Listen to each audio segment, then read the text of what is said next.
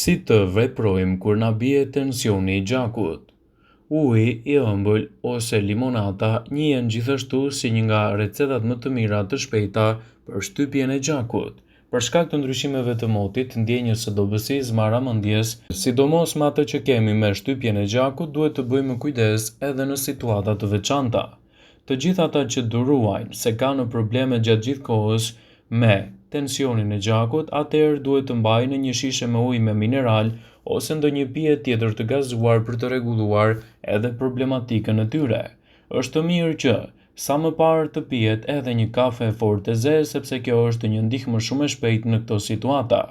Te disa persona, nivelja e shtypjes së gjakut me sukses rritet edhe me ftohje, përkatësisht me lagje në pjesën e poshtme të këmbës, si dhe me lagje të tëmthave. Limonata pa sheqer gjithashtu është një mundësi shumë e mirë për shtypjen e tensionit dhe mund të mbahet vazhdimisht. Në këto raste, këto janë pijet më të mira efektive për ta kontrolluar gjendjen tuaj.